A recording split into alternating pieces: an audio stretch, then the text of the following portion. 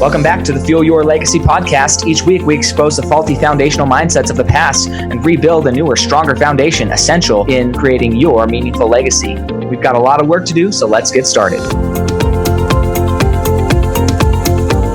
As much as you like this podcast, I'm certain that you're going to love the book that I just released on Amazon, Fuel Your Legacy, The 9 Pillars to Build a Meaningful Legacy. I wrote this to share with you the experiences that I had while I was identifying my identity, how I began to create my meaningful legacy, and how you can create yours. You're going to find this book on Kindle, Amazon, and as always on my website, samknickerbocker.com. Welcome back to the Fuel Your Legacy show, and today we have an incredible guest. I'm so excited that I met her on Facebook. I was just reaching out to other business owners, other leaders in the community that had an interesting story that I related with, had some things in common with. She is also from Pennsylvania. I'm not from Pennsylvania, but I love it out there. It's one of the favoriteest places I've ever spent some time. And now she lives here in Arizona, so that's an exciting thing. But she's got an incredible story of healing and really overcoming as she's learned more about her body. So this is Heather Sunderland. And man, I'm so excited. We talked for about an hour on our last conversation. I just thought I have to have you on the podcast because there's just too much good things people need to know. One, about their bodies and health, but also that like when they're feeling hopeless and feel like every doctor in the world is telling them you're screwed, you're not screwed. You can just actually take control of your life. And that's important to know. So thank you so much for making this happen, Heather, even while you're on vacation. Thank you. And yeah, just tell us your story as early as you can to where how did you get to where you are now? Thanks so much, Samuel. Thanks for the opportunity. Yeah, my desire really is to give people hope. Years ago when I was really young, I was asthmatic and I had lots of digestive issues. I really never thought anything about it. Lived pretty normal, pretty athletic, teenage years, college life, tennis, racquetball, a lot of hiking, but still had those digestive issues, had asthma, would get bronchitis 12 times a year, never really thought much about it. That was just my thing, would be on antibiotics for bronchitis and sinus infections. Got married, had a kiddo. And by the time I was 30, I was in always sort of a health and wellness nut. Didn't really realize that I've always been that way. My mom was a juvenile diabetic when I was born, so she was always very conscious about what she fed us. And by the time I was 30, I was a dietitian and I was a diabetic educator. I had a private practice, but I was having daily pain. I thought I had bone cancer. I just hurt all over. And I was labeled with fibromyalgia and chronic fatigue, immune dysfunction. I was just super, super tired. Put on a little bit of medications, like antidepressants, and 5 years later, my symptoms were getting worse and worse, and new symptoms were arising, like neuropathy and difficulty walking. And I literally closed my private practice and stopped working because we felt I was just too ill, to manage that, and felt very much disabled. And as the years went on, I was just labeled with more and more illnesses. I was put on more and more medications. I was very into eating healthy, or so I thought. But we weren't getting to the root of what was going on. And by the time I was in my 40s, I was now on 17 to 20 prescription drugs that I managed to be on for 20 years. Before I was led to a place that did applied kinesiology or muscle testing, a holistic wellness center, and using whole food supplements started to see things shift a little in my health. I didn't get well. I was still sick and disabled, but seeing things move forward and some improvement in my energy levels and things. And then one of my doctors, I had just such terrible neuropathy, and that's nerve pain for people who don't know what it is. Sometimes it can be numbness. Sometimes it can be weakness in limbs. And it was always moving around. And a lot of digestive issues. And a doctor decided to do a blood work for Lyme disease. And I was 52, I think, when we did the blood work, and it came back. It did not meet the CDC requirements, but it showed I had Lyme in my blood. And the doctor chose to treat for Lyme with antibiotics, and I didn't want to do antibiotics. So I went back to my holistic place and we used herbs, and I started to experience the die-off of Lyme bacteria. So I knew, and literally after 2 months of things dying off, my pain, which had been an 8 on average every day, went down to a 2. And I was just floored.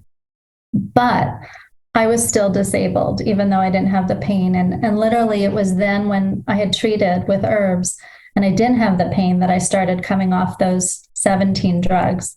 And that's its own story in itself. But I came off fentanyl and Vicodin, and Valium was probably the hardest thing I have ever done in my life. And I actually did not sleep much for 3 years, 3 to 4 years coming off the Valium. And when all that was done, I was still, I didn't have the acute pain, but I still had trouble walking and I still had trouble standing, and my vertebrae would go out of alignment. Just a lot of crazy symptoms, literally at the chiropractor 3 times a week for 8 years. And we didn't really understand why I couldn't hold an adjustment. I literally could open a door and my vertebrae would move. It was crazy. Because of my health, we chose to move to Arizona. We wanted a 1-story house because I was really struggling to do the steps in our home. And we got out to Arizona, bought a 1-story house in an active adult community. And I used to be so active. I wanted to participate in the community and hike and play pickleball. But I had a walker and I was really struggling to stand. If I stood for more than like 60 seconds, my vertebrae went out. It was crazy. I lived in a 0 gravity chair by the time we got to Arizona. And it didn't make sense to me because we had already addressed the Lyme, like what was wrong. And I enrolled in health coaching school to be a functional health coach, hoping I might learn some stuff along the way.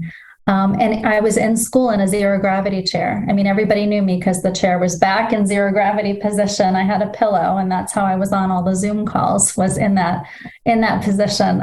So really, that's how bad it was. I could not walk from the front door of my house to my bedroom. I had little stools all over as places for me to stop and rest. And I finished school, graduated, got out there, started pushing myself to work. And I was so sick, and I developed during COVID, the Lyme actually resurfaced 6 times, which I didn't know Lyme could resurface. And I was diagnosed with active mono and with Graves' disease, which is hyperthyroidism, which is a trip in of itself, because with the Graves, I was awake for 72 hours at a time.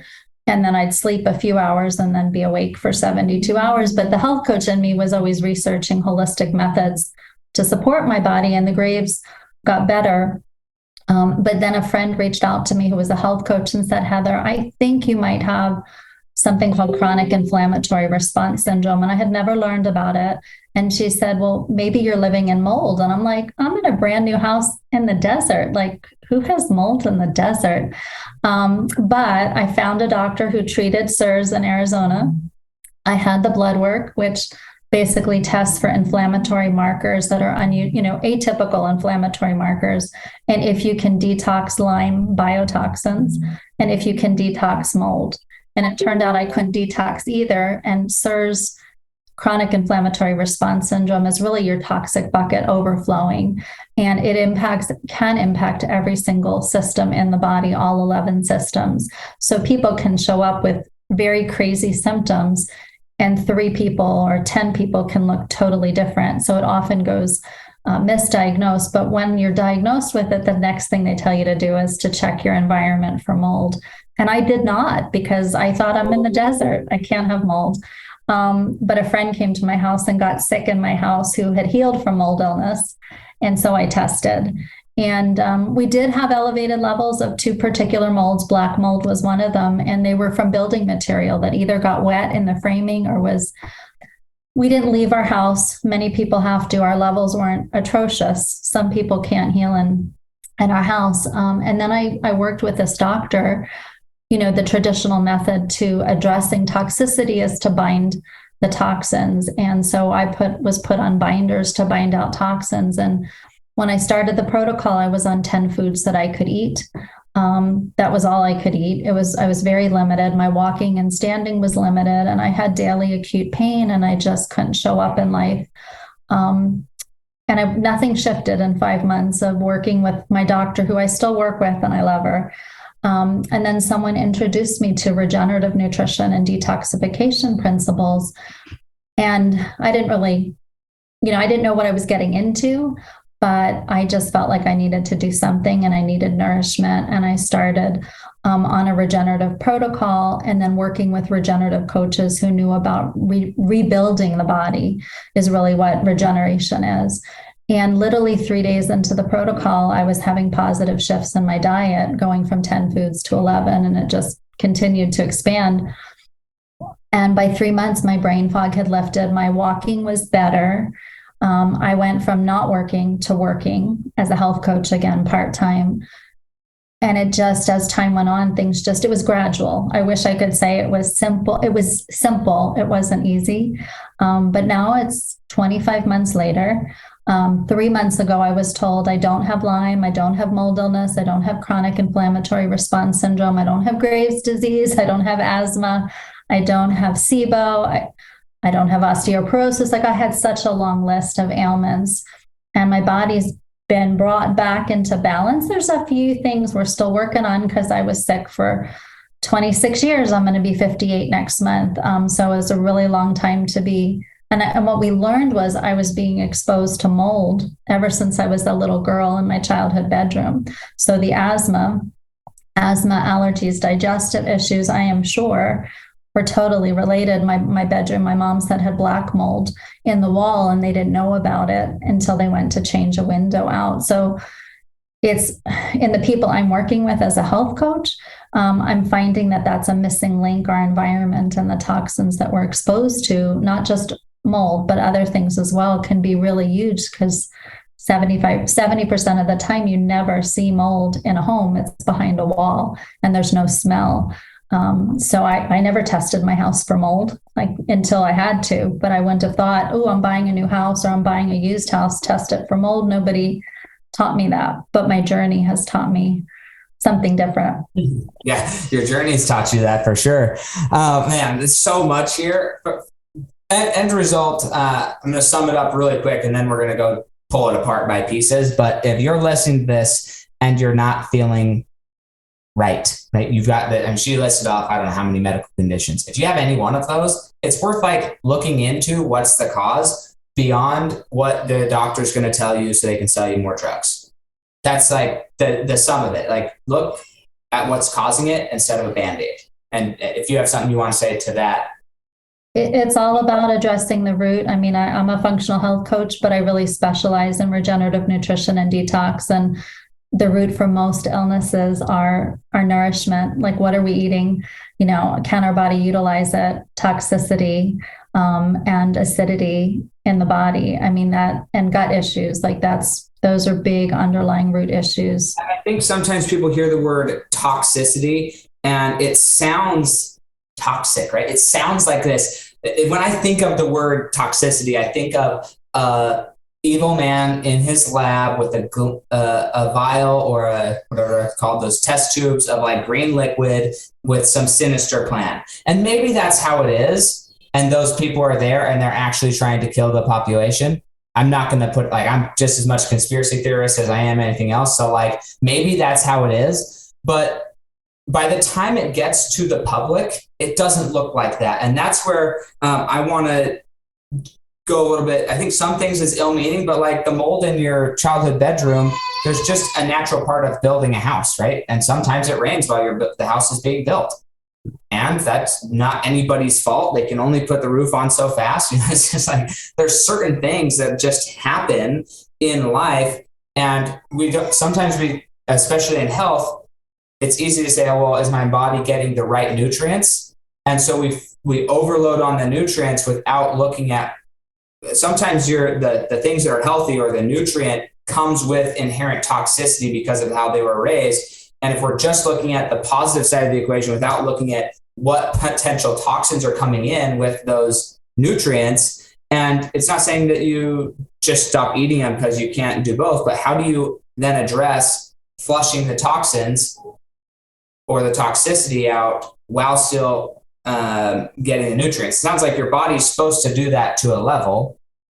Yeah, I think today our bodies, genetics play a role in people and their ability to detox. And some people have poor genetics, but we can turn off those genes with our lifestyle and the choices we make, eating healthy, fresh, organic food. So I think we have a lot of choices, but your question is like, what did I do to get better to detox? Yeah, I just wonder, from a detox perspective, how much of what you're doing to help somebody, and ideally help yourself first and then help somebody else, is how do you find out what toxins are actually coming in and where they're coming from, right? You mentioned you went down to 10 foods. I would be very sad if I could only eat 10 foods. I don't even like eating, but I definitely would be very sad if I only could eat 10 things in my life. It's not even a passion of mine, but 10 is very limited. Yeah. They're different. I think we're all exposed to toxins every day, our air, our water, our food. Some people's bodies do a better job based on their genetics or how they're eating, to get rid of things. So there are lots of different ways you can test, what you've been exposed to. There's hair mineral analysis. With people with CIRS, a visual contrast eye test is a neat place to start because the optic nerve gets inflamed when you're exposed to toxins, specifically mold and Lyme waste products. So I took that test. Does that decrease your vision, or what's happening? It's decreasing your ability to see contrast and shades. So I never noticed, I failed the test and so did my whole family, but I never noticed a difference in my ability my vision is perfect when I go to the eye doctor. So it's contrast. So it's a test where you're looking at lines that are tilted one way or the other, and they're different shades of gray. And I thought, oh, this test is easy. And then I was not seeing anything on the screen. And I missed about half of them. So it's a very inexpensive way to check if somebody thinks they have Lyme and they can't detox it, or they have mold, or they think they're super toxic.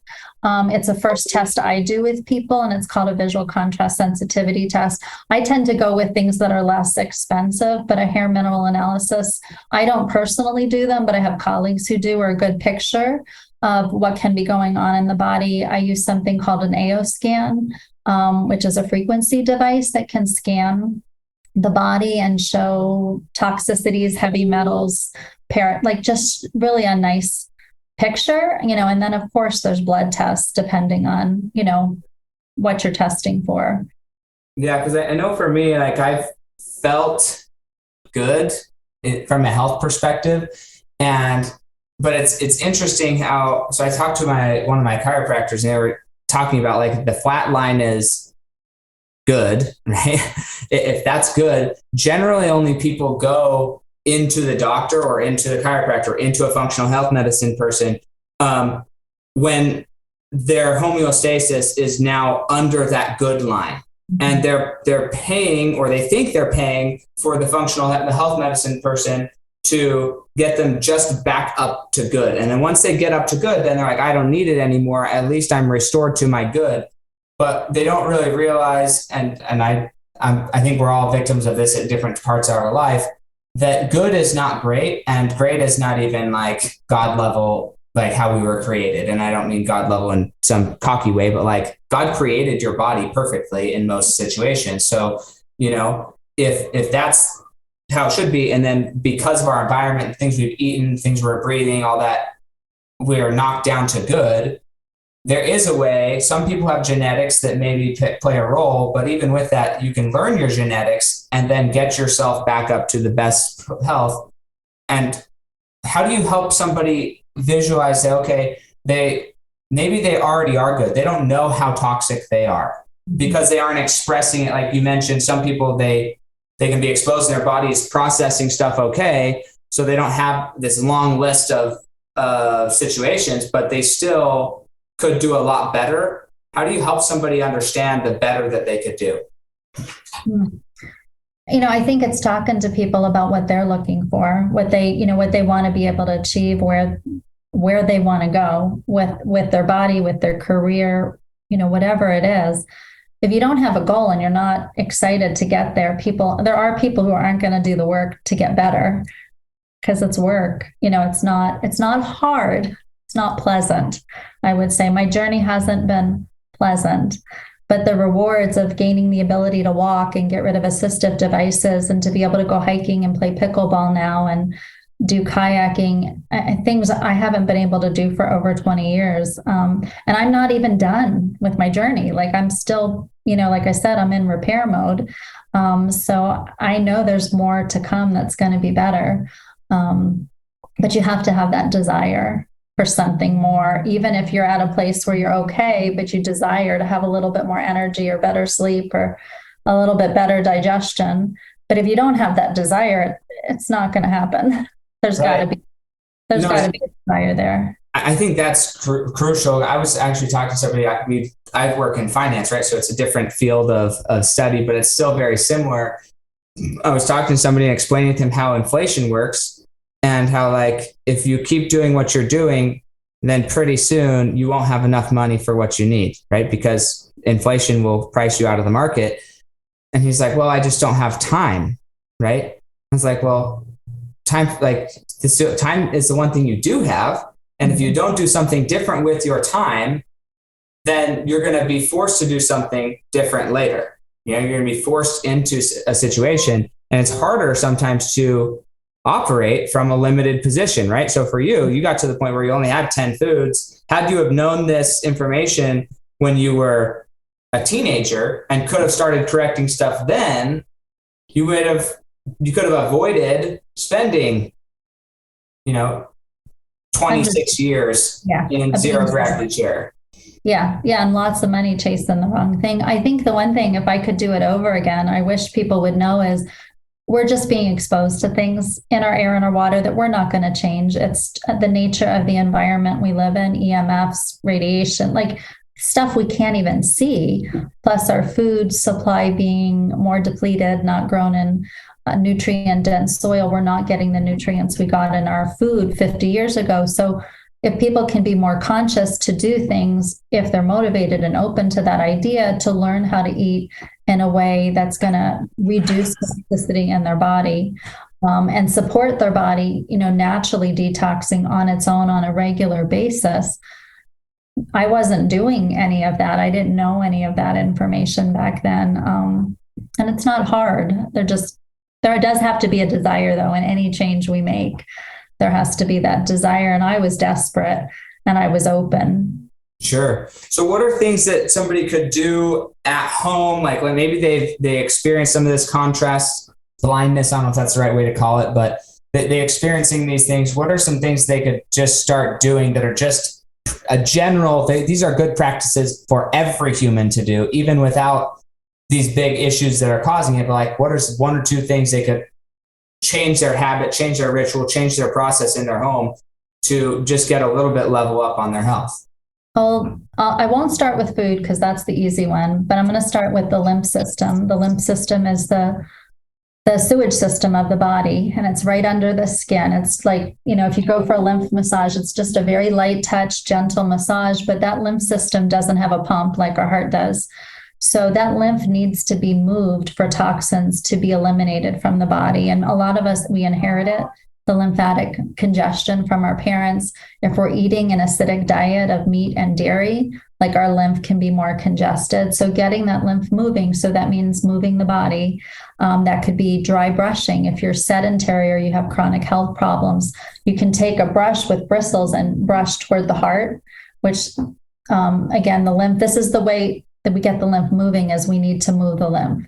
So you can manually move it yourself. You can go for a lymph massage. You can bounce on a bouncy ball. You can bounce on a trampoline. You can be in the shower and do some lymph massage, and you're always moving toward the heart. So with the arms, toward the heart, under the armpits, with the legs up toward the heart, with the face, neck down toward the heart, to get that pump flowing. Even deep breathing helps to get the lymph system. Does the lymph system is it blood that's primarily pumping through the lymph system? No, the blood and the lymph are separate. So what's the concept going towards the heart, I guess? So I better. I can't off the. Yeah, it has to do with. You're absolutely right. It has to do with the chemistry of the blood and the lymph. The blood is going to deposit into the lymph, the toxic waste. But the heart, there's a pump in the circulatory system. So the heart is shelling off the chemicals that are not healthy into the lymph system. Right. And that's in the lymph system, is the sewage system of the body to get rid of the toxins. It goes through the lymph first. Then it'll go to the bowels for you to poop it out through your urine, through your kidneys, to leave the acidic waste through your kidneys, or you sweat it out. And then we also breathe out toxins in our breath. Those are the four, big pathways for elimination of toxins. But the lymph system in so many of us is congested. And if people are sedentary, it's even more congested. Even I'm sitting in a chair doing this with your arms is going to get that lymph, that lymph flowing, or marching in place is going to get that lymph flowing. So any kind of movement or exercise, even if it's gentle, will get the lymph moving. Hot and Epsom salt baths will get the lymph moving. So those are just simple things you can do at home. I mean, you can take an Epsom salt bath every day, and it's relaxing, and it helps to pull out toxins from your body. And so simple things. But the other thing I would say is really being conscious of your food and the choices we make, and moving to eating a more alkaline diet, which is more fruits and vegetables. It doesn't mean you can't have acidic food, but try to make more of your diet alkaline. Right. I traveled, and I'm in a hotel, and my husband has the car on company business today. So I went and bought frozen veggie burgers at Sprouts, and we stopped and bought a whole bunch of fruit and bought some organic peppers to dip into some hummus so that I had food in the hotel room. So I just stop at a store when we're traveling, and then we eat dinner out, and then we'll pick a place that's organic or healthier or vegan, where there are healthy choices to eat. But the quality of our food is really important. So if you can buy organic or work on eating organic, have you ever heard of the Dirty Dozen? I've heard of them, but I wouldn't be able to tell you what they are. I just heard the term. It changes every year, but the Environmental Working Group puts out a Dirty Dozen list of the foods that have the most pesticides, and the top 12 are on that Dirty Dozen. And typically it's your salad kind of greens like spinach and kale, your berries. Those are things that are important to buy: organic, tomatoes, celery. And if you have it in your budget to buy all organic, I would do that. I mean, and organic doesn't mean you're getting no pesticides. Even organic apples can be sprayed for the first 14 weeks. So the more we can decrease, wherever we can, exposure to chemicals, whether it's makeup, skincare, lotion, those go right into the body, and get into the bloodstream in 26 seconds. Those things we're putting on our skin, and then the body has to process it. So just gradually shifting things over in your home, healthier food, making more organic choices.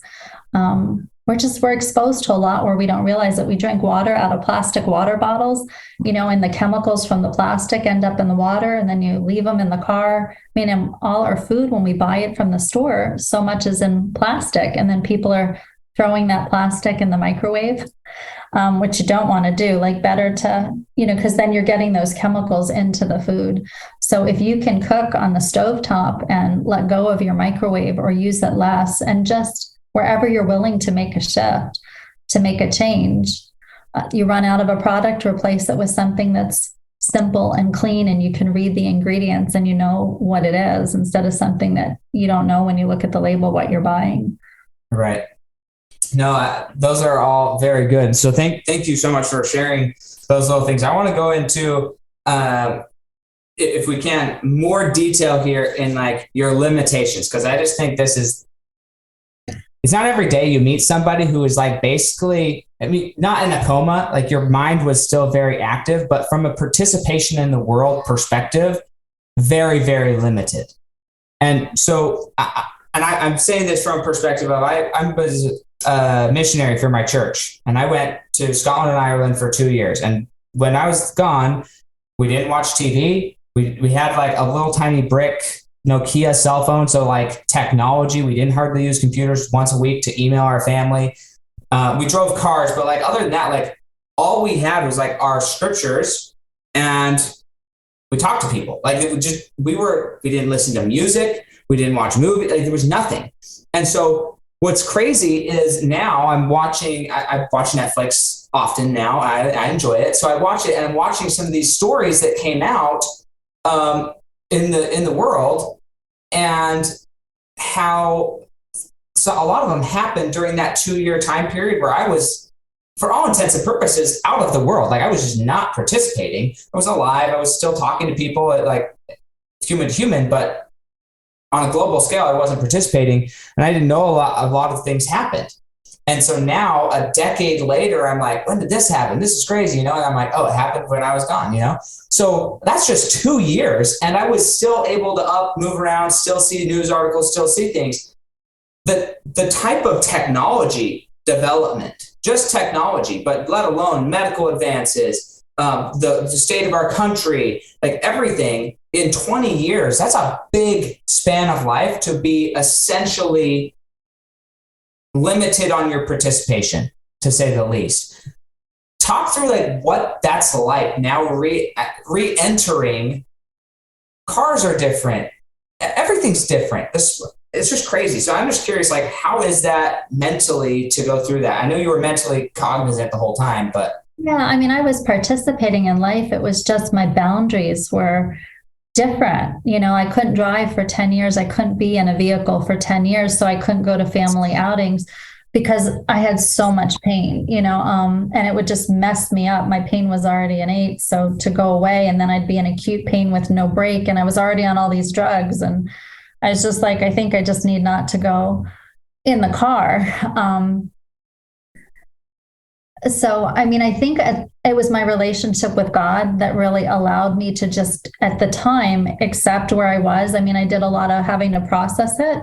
I had to process it more when I was getting well than while I was sick, which sort of sounds crazy. But while I was sick, I was in a place of focusing on, this is my memory of it. My husband may say it was a little different. That's okay. Your experience is the real one. Everybody else's perception doesn't matter because you're the one I'm asking. Yeah, I mean, I know I struggled with the limitations. It was frustrating. I thought if my son gets married, I'm not going to even be able to go with the wife to go shop because I couldn't go to a store and stand, and I was just in so much pain. I wasn't leaving the house. I never really thought that could change. I mean, I could, there were just so many different aspects, but I tried to show up where I felt called. And God just, even then when I was sick, always put people in my path who were struggling. So I was ministering to others who were struggling, who were in chronic pain, who were limited, even then. So I had a purpose, but I was just frustrated that I couldn't go do what I wanted to do, and I still sometimes get frustrated because I'm not totally where I want to be. I may be able to go hike, but I'm a little out of breath because I've lost some stamina. Right. I may be able to go play pickleball, but I'm not where I want to be strength and stamina wise. And I have some work ahead of me to get there. But God has me where he wants me. I don't always in my head feel that way, but God has used the story and brought it full circle. So now I can relate to people who are really struggling, and I may not have we all have a different journey, but they know I've been there and I've walked the path. Right. And so they appreciate knowing that somebody else has been through something similar. Mm-hmm. Well, and that's the cool part is that you went through so long and we're able to maintain like the desire and the drive to get better and constantly be searching. Some people, and it sounds like it happened to you to a degree, but not full surrendering, where like you do get to the point, 26 years, you start to feel slightly hopeless, even though you're constantly doing it. You're like, okay, is this one going to work? Is this really a thing? Can I trust you? Last person said this was the thing and it's not the thing. So like the mental fortitude to keep going. Yeah, that was from God, I think, because I still wonder where I got that perseverance to like keep looking. And someone found me who had this answer, this regenerative approach to addressing toxicity and alkalinity and lymphatic congestion in the body. I hadn't learned about it in school. My doctors didn't know about that approach. It was a different approach. So I'm just thankful that God put that in my path. But even the process of healing and detoxing, it was not fun. I had symptoms every day for 18 months of major detox symptoms and having to kill parasites up the wazoo because of all the years of undiagnosed Lyme. So, but I knew that I had seen shifts. So it was the fact that I had positive shifts that made me be able to hang in there in the process. And, knowing that God was using it, because he just started bringing people with Lyme and mold and CIRS in my path, and they'd find me. And I was able to start helping them through the process of what I had learned about regenerative nutrition and detoxification principles. So, but I wish I could skip ahead and be totally done. Yeah, for sure. The way it works. Yeah. So along with that, because that's like the health side and the functioning side, there's a lot of people, and full transparency here. So my little sister, she got diagnosed with chronic myeloid leukemia back in 2016, end of the year 2016, and she fought that for 5 years. Finally, she did some functional medicine things, and it actually went into remission in February, but she was still attached and on a lot of these opioids and narcotics, and she didn't make it past the withdrawals of those. So she ended up, for all intents and purposes, as far as we know, she overdosed. And again, I don't judge her journey at all. I mean, it's a tragic thing, and we love her and we miss her, but not everybody's able to get off of fentanyl and morphine and like all these different things. And so going through the withdrawals, I mean, there's the re-entering life, which is a big enough task, determining, okay, I haven't done anything for 20 years. What do I even like? Do I like hiking still? Do I like kayak? Like, it's easier to sit on the couch because that's what I've been doing for 20 years. So your body's primed to think there. In my head, I've had a list of all these things I want to do. I just started country line dance, and I don't know what I'm doing. You're doing Lord, I'm getting out there, and I'm going to get stronger, and I'm going to try something new. So I don't know. In my head, I've always, looking at the mountains in Arizona, I would tell my chiropractor, I just want to go for a walk. And he goes, you'll get there. He said that to me for 4 years. And then I went for a hike, and I literally a half a mile hike, and I needed 9 visits to the chiropractor. Now that's not the case. Like, the issue was toxicity creating inflammation in my spine. And so I don't know. I've always had that list of, I'm going to enjoy the moment. I have to work on it, right? It's a continual mindset thing of, I'm going to be thankful for what is, but I'm going to hope and dream about, this is what I'd like to do if the Lord allows me to do it. And that's incredible. So how did you manage through the detox? We say detox, right? But there's a withdrawal period when you're getting off of narcotics. Yeah, the hardest thing to come off of was not the pain drugs, because I didn't have pain anymore. The hardest thing to come off of was the Valium, which is a benzo, which the doctors forced me to come off of. It wasn't my choice. They said you can't be on a benzo and Valium or fentanyl. You couldn't be on Valium with fentanyl.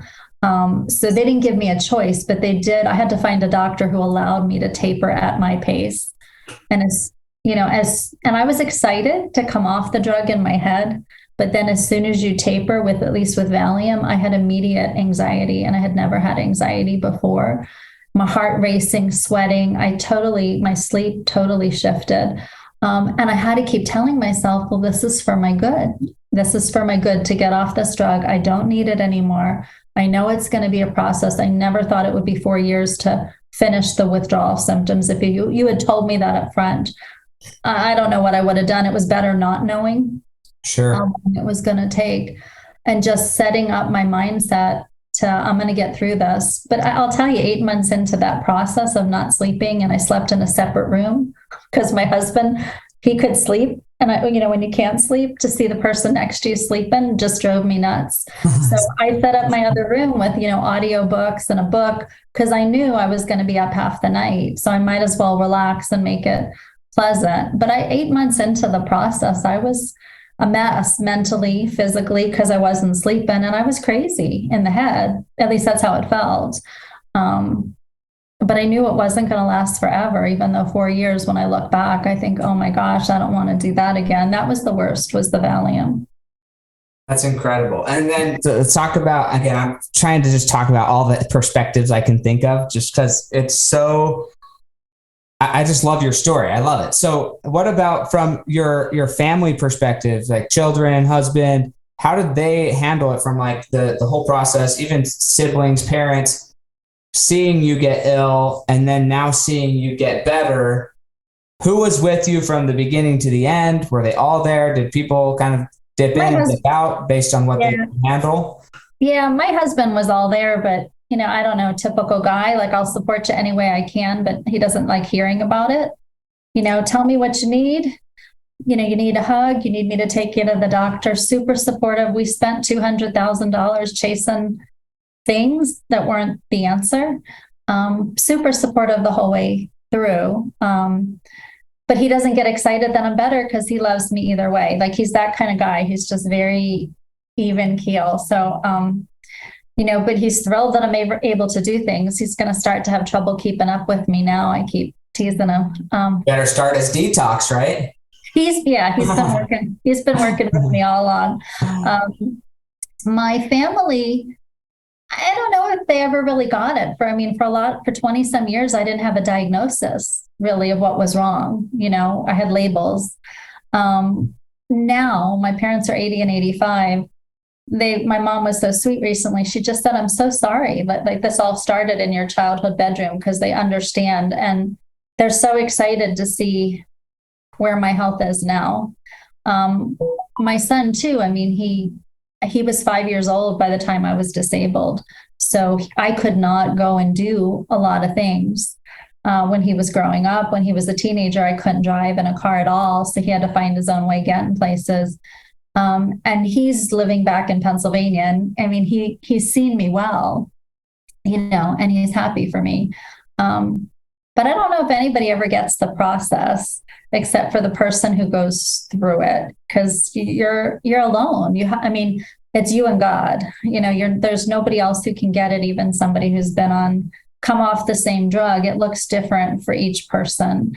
And I think I have more of a support system in place now that I'm helping other people with the same illness than I did when I was going through it, because nobody understood what I had. I was like 30 years old in a church where no one understood why was I in and out of a wheelchair. Why couldn't, we didn't have a name for it. It wasn't cancer. It wasn't something people have heard of. So I have such a support system now with my clients. We're a community within of itself, supporting each other and praying for each other. So that's been really like a cool part of this end of the journey, has been the community that's formed out of it. Yeah, that's so cool. So to that end, if somebody needs your help or is struggling, or they know somebody who needs your help, where do they contact you? Like, how do they get a hold of you? How do they join the community? Maybe they just want to wake up happy every day and they want to hear people's success stories. Where do they become part of the community, or just reach out to you and direct people to you? Sure. They can email me at healthcoachingbyheather@gmail.com. And I've got a website it's healthcoachingbyheather.com. I'm on Facebook, but it has nothing to do with my health coaching business, but a lot of people find me on Facebook, and it's Heather Sunderland. And that's a good place to start. Interact with you.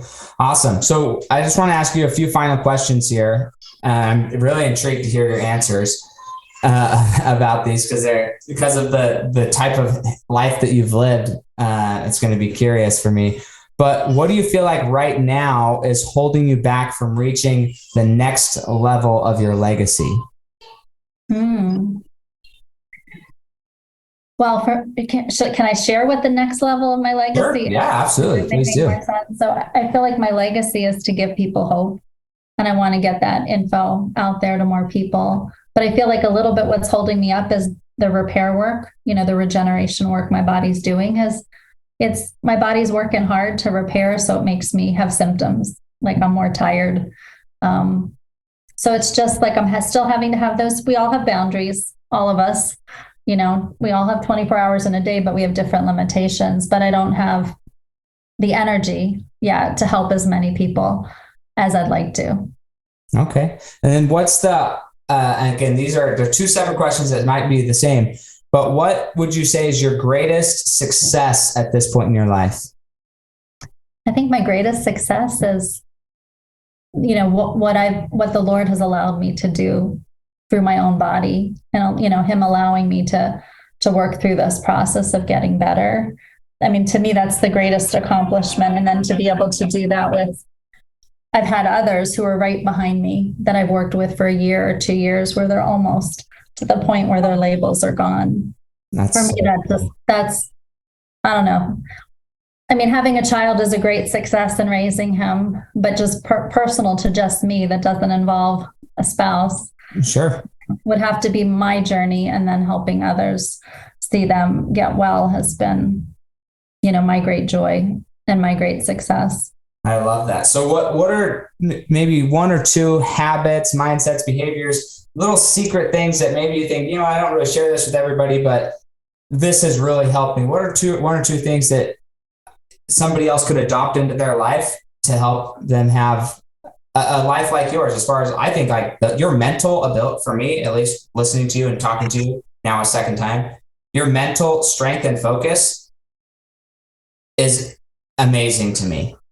But that's just what I recognize. I'm curious what you would say your secret. My mental stuff, in my own head is like all over the place. So you're just seeing the end result of the process. We all have that. But, something that a friend said to me, get a notebook. I mean, this really helped me. When I moved to Arizona, I was so negative, so whiny with where I was. Start jotting down 3 things you're thankful for in the morning or at night or both. And when I started to do that, you start to rewire your brain. You start to see the positive the more you do it, even in a negative situation.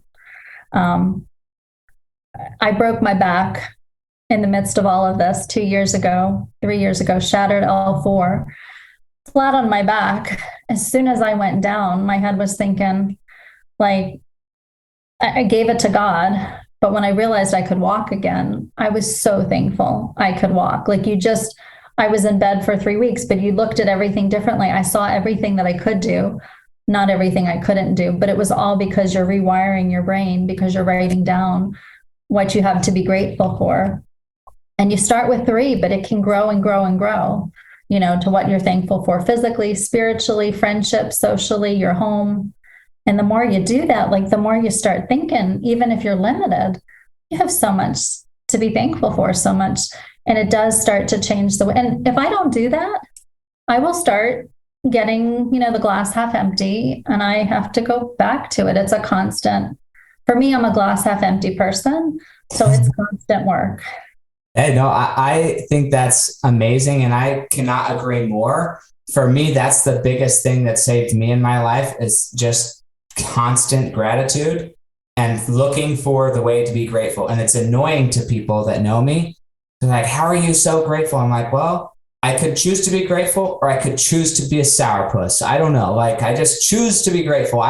It's not something I am, or that I see all the crap too. You want me to list off all the crap that I see? I could list that off too. But I choose to only list off the good things in my life because I'm happier that way.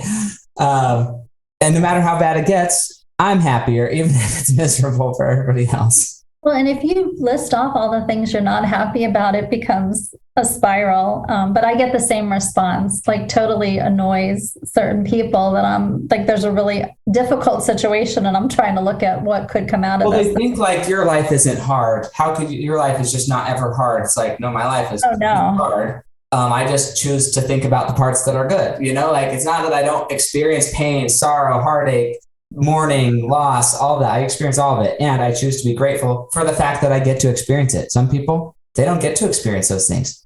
Right. So anyways, It's fascinating.